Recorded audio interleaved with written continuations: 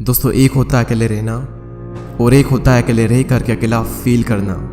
भले ही हमारी टेक्नोलॉजी बहुत ही एडवांस हो चुकी हो, हम चांद तक क्यों ना पहुंच गए हो, लेकिन हमारा सबकॉन्शियस माइंड उस रफ्तार से डेवलप नहीं हो पाया है।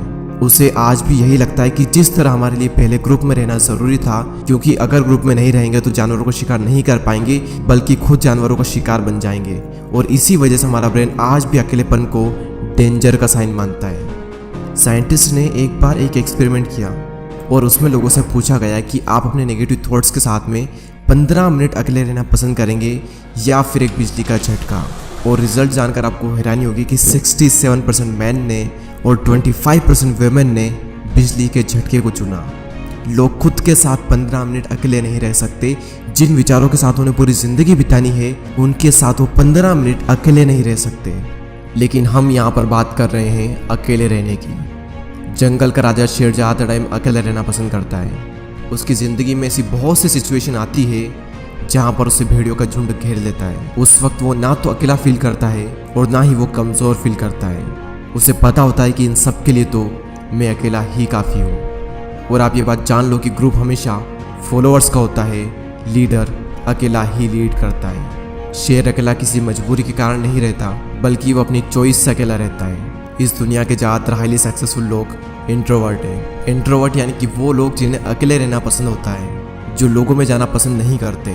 बिल गेट्स, जो कि माइक्रोसॉफ्ट के को फाउंडर है, 7 दिन के लिए बिना किसी टेक्नोलॉजी के अपने फ्रेंड्स एंड फैमिली से दूर रहकर अकेले रहते हैं। और इसका रीज़न वो ये बताते हैं कि इससे उनकी क्रिएटिविटी बढ़ती है, उनके माइंड में नए नए आइडियाज़ आते हैं और अपनी लाइफ के कई सारे बड़े बड़े डिसीजन उन्होंने इसी दौरान लिए हैं। और ये सभी लोग किसी मजबूरी की वजह से अकेले नहीं रहते, ये अपनी चॉइस से अकेले रहते हैं, क्योंकि उन्हें पता होता है कि एक अकेला इंसान कुछ भी कर सकता है। अकेले रहने के 4 ऐसे फ़ायदे मैं आपको बताऊंगा जिन्हें समझने के बाद में आप भी अकेले रहना पसंद करोगे। पहला पॉइंट है बूस्ट क्रिएटिविटी।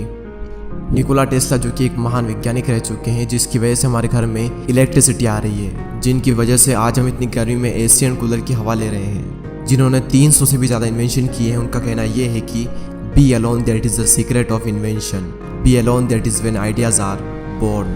अकेले रहो क्योंकि यही वो समय है जहाँ पर आइडियाज़ पनपते हैं। अकेले रहो क्योंकि यही वो टाइम है जब इन्वेंशन होते हैं। निकोला टेस्ला जब खोज कर रहे थे तब उनके पास कोई भी ज़्यादा बड़ी टीम नहीं थी।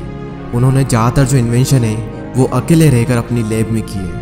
और रिसर्च बताती है कि जब आप अकेले होते हो और कुछ भी नहीं कर रहे होते हो, तब आपके ब्रेन के DMN यानी कि डिफ़ॉल्ट मोड नेटवर्क में ज़्यादा एक्टिविटी होने लगती है। और इसी नेटवर्क की वजह से इंसान क्रिएटिव सोचता है, उसके ब्रेन में नए नए आइडियाज़ आते हैं। सर आइजैक न्यूटन को भी क्रिएटिविटी का आइडिया तब आया था जब वो अकेले वीडियोस के आइडिया मुझे अकेले में आए हैं, और सभी वीडियो की स्क्रिप्ट मैंने अकेले बैठकर ही लिखी है। अगर मेरे साथ कोई है तो मैं कभी भी काम नहीं कर सकता।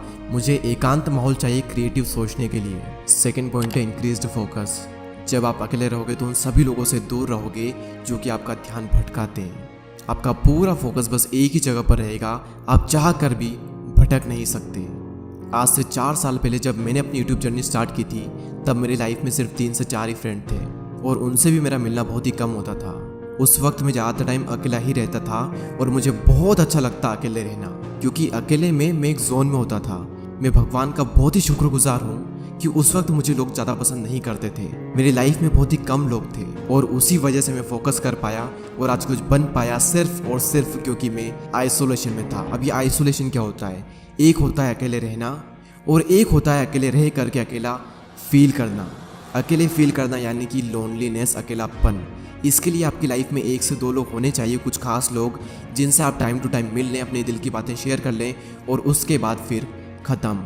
और एक होता है अकेले रहना यानी कि आइसोलेशन, जहाँ पर आपका focus, creativity and productivity next level पर होती है। आइडियाज़ आते हैं, हम ग्रो करते हैं, अपनी क्षमताओं का पूरा इस्तेमाल करते हैं।